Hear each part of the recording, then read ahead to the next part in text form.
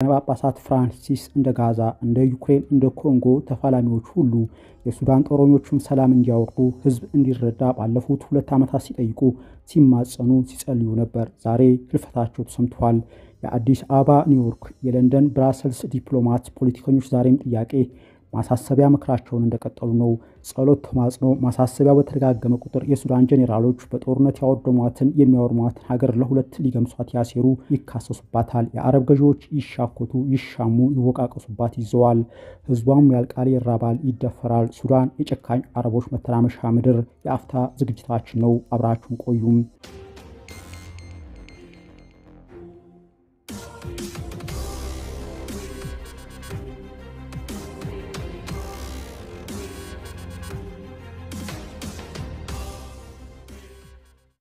እንደ አውሮፓውያን አቋጠር ሚያዝያ 11 2019 የደቡብ ሱዳን መሪዎች ለዘመናት የነጻነትን ጥቅም ሲሰብኩ በፍትህ እኩልነት ህልም ሲያማልሉ ሲያጋድሉት የነበረውን ያን ጎስቋላ ድሃ ምንዱብ ህዝብ ለስልጣን ሲሉ እርስ በርሱ በሚያፋጁበት በዚያ ዘመን የአዲስ ሀገር ገዢዎች ሰላም እንዲያወርዱ ርዕሰ ሊቃነ ጳጳሳት ፍራንሲስ ፖለቲከኞቹ እግር ላይ ወድቀው ተማጽነው ነበር። ጀነራል ሳልቫኪር ማያርዲትና ዶክተር ሪያክ ማቻር ዓለምን ካስደነገጠው ተማጽኖ ከ2 ዓመት በኋላ የተፈራረሙት የሰላም ስምምነት ገቢር መሆን አለመሆኑ በሚያጠያይቅበት መሃል ፍራንሲስ አዲስቱን ሀገር ጎብኝተው ስምምነቱ እንዲጸና ጸልየው ተስማሚዎችን መክረው ነበር። የካቲት 2023 ሚያዝያ ላይ ሌላዋ ሱዳን ከሌላ ጦርነት ተማገደች። ጸሎት ተማጽኖ ጥሪውም ለሌላ ዘመን ቀጠለ። ሱዳን ውስጥ ውጊያ የገጠሙት ወገኖች ጠባቸውን እንዲያቆሙና እንዲያደራድሩ በድጋሚ ማጸናለው። ዓለም አቀፉ ማህበረሰብም ለተፈናቃዮች እርዳታ ለማድረስና ተፋላሚዎች ሰላም እንዲያወርዱ የሚችለውን ሁሉ እንዲያደርግ ጠይቃለው። የሮማ ካቶሊካዊት ቤተክርስቲያን ርዕሰ ሊቃነ ጳጳሳት ፍራንሲስ ጥር 2025 ሞቱ። የደቡብ ሱዳን ገዢዎች ለዳግም ውጊያ መዛዛታቸው ቀጥሏል። የሰሜን ሱዳን ጄኔራሎች ዳግም ላለፉት 2 ዓመታት ያወደሟትንና የሚያወድሟትን ሀገር ለሁለት ለመግመስ እየተራወጡ ነው። እስካሁን ከሞት ያመለጠው የሱዳን መከረኛ ህዝብም ከአንዱ መጠለያ ጣቢያ ወደ ሌላው መንከራተት መራብ መሰቃየቱን ቀጥሏል። የሱዳን ፈጥኖ ደራሽ ጦር ታጣቂዎች ዱላ ቃጠሎ ማሳደድ ትክት ያላት እናት አበሳ ነው አለች በቀደም።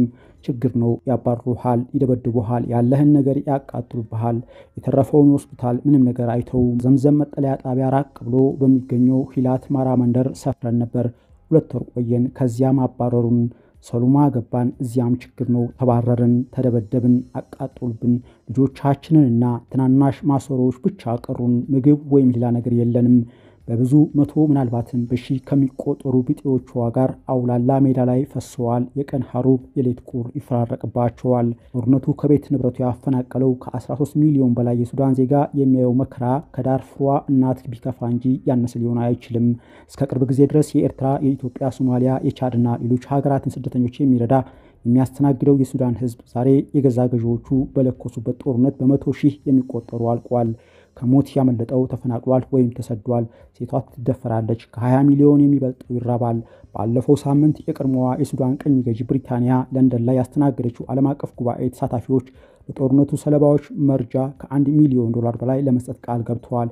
ይሁንና የጉባኤው አስተናጋጅ የብሪታንያ ውጭ ጉዳይ ሚኒስትር ዴቪድ ላሚ እንዳሉት የእርዳታና የመግለጫ ጋጋታ ለሱዳን ሰላም አልበጀም። ትልቁ እንቅፋት የእርዳታ ገንዘብ ወይም የተባበሩት መንግስታት መግለጫ አይደለም፣ የፖለቲካ ፈቃደኝነት እንጂ። በጣም ቀላል ነው። ተፋላሚዎች ሰላማዊ ሰዎችን እንዳያጠቁ በመላው ሀገሪቱ እርዳታ እንዲደርስ እንዲፈቅዱና ሰላም እንዲያወርዱ ልናሳምናቸው ይገባል። ስለዚህ ትዕግስት የተሞላበት ዲፕሎማሲ ያስፈልገናል። ሰናባቿ የጀርመን የውጭ ጉዳይ ሚኒስትር አናሌላ ቤርቦክም ጦርነቱ ካላቆመ እርዳታ ቢጋዝ አይጠቅምም ባይ ናቸው። ጦርነቱ ከቀጠለ የፈለገውን ያክል ሰብአዊ እርዳታ ቢሰጥም በቂ አይደለም። የአፍሪካ ህብረት እንዳለው ለዚህ ጦርነት ወታደራዊ መፍትሄ ሊኖር አይችልም። ጦርነቱ መቆም አለበት። የጳጳሳት መሻኢኮች ተማጽኖ፣ የፖለቲካ ዲፕሎማቶች ምክር ማሳሰቢያ ለውጤት የሚያበቃበት ወይም የጀርመኗ ውጭ ጉዳይ ሚኒስትር እንዳሉት ጦርነቱ የሚቆምበት ስልትና ዘዴ በእርግጥ ለጊዜው አይታወቅም። እዚያው ለንደን የተሰበሰቡት ጉባኤተኞች ራሳቸው የጋራ አቋም የያዘ መግለጫ ለማውጣት እንኳ አልተግባቡም። የጋራ አቋም መያዝ የተሳነው የጋራ ጉባኤ የአረቦች ሽኩቻ ያለመግባባቱ ምክንያቶች ከሩቅ ያሉት በቀኝ ገዥነት ብዙ ጊዜ የሚወቀሱት አውሮፖች እንጂ በአረብ ጠላትነት የምትወገዘው እስራኤል ወይም አሜሪካኖች አይደሉም። የሱዳንን ህዝብ ወንድም የሚሉት ከአብዛኛው ሱዳናዊ ጋር ቋንቋ፣ ባህል፣ ሃይማኖት የሚጋሩት አረቦች እንጂ እንቆቅልሹ Thousands of displaced Sudanese continue to arrive in Tawila after fleeing last week's attack on Zamzam camp by Rapid Support Forces fighters. የዜና አገልግሎቶች የጉባኤውን ተሳታፊዎችን ጠቅሰው እንደዘገቡት ሳዑዲ አረቢያ፣ ግብጽና የተባበሩት አረብ ኤሚሬቶች በጋራ መግለጫቸው ይዘት ላይ አልተስማሙም። ብዙ ተንታኞች እንደሚሉት የሪያድ የአቡዳቢና የካይሮ ገዢዎች ከሊቢያ እስከ ሶሪያ፣ ከኢራቅ እስከ የመን፣ ከሶማሊያ እስከ ኢትዮጵያ በቅርቡ ደግሞ ጋዛ ላይ ለተፈጸመና ለሚፈጸመው እልቂት በጋራም በተናጠልም ዶላር የሚዝቀው እጃቸው በቀጥታም በተዘዋዋሪም አለበት። ከ2015 ጀምሮ የመንን በጋራ ሲያወርሙ የቆዩት የሶስቱ የአረብ ሀገራት ገዢዎች በስተመጨረሻ ተቃራኒ ኃይላትን በመደገፍ እንደተቃረኑ ሁሉ ሱዳንም ላይ ተቃራኒ ኃይላትን እየደገፉ ነው። የፖለቲካ የወታደራዊ ጉዳይ አጥኚዎች እንደሚሉት ሳዑዲ አረቢያና ግብጽ ጀነራሎች አብዱል ፈታህ አልቡርሃን የሚመሩትን የሱዳን መከላከያ ጦርና መንግስትን ይረዳሉ። የተባበሩት አረብ ኤሚሬቶች ደግሞ በጀነራል ሙሐመድ ሐምዳን ዳጋሎ ወይም ሐምዲቲ የሚያዙትን የፈጥኖ ደራሽ ጦሩን ትደግፋለች።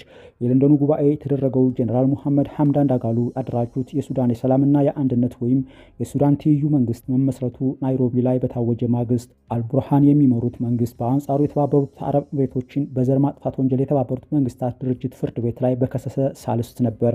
ሚያዝያ 16 ጀነራል ሙሐመድ ሐምዳን ዳጋሎ የሚመሯቸው ቡድናት በተባበሩት አረብ ኤሚሬቶች የገንዘብ ድጋፍ በኬንያው ፕሬዝዳንት ዊሊያም ሩቶ አስተናጋጅነት የትይዩ መንግስት መመስረታቸውን ግብጽና ሳዑዲ አረቢያ በግልጽ አውግዘውታል።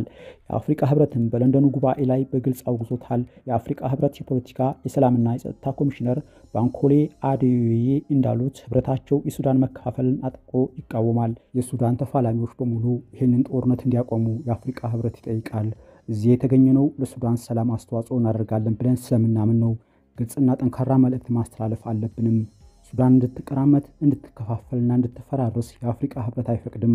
የሱዳን ሪፐብሊክን ሉዓላዊነት፣ የግዛትና የፖለቲካ አንድነቷን መጠበቅ አለብን። አውዳሚውን ጦርነት ግራ ቀኝ ቆሞ ሲያግፈጠፍጡት 2 ዓመት ያስቆጠሩት የሪያድ፣ አቡዳቢ፣ ካይሮ ገዢዎችና ተከታዮቻቸው የሚደግፉት ኃይል ካላሸነፈ ጦርነቱ እንዲቆም ይፈልጋሉ ብሎ ማሰብ በእርግጥ የዋህነት ነው። ልዩነታቸው በከረረበት መሃል በተደረገው በለንደኑ ጉባኤ ላይ ተቃራኒ አቋም ቢይዙ በእርግጥ ሊያስገርም አይገባም።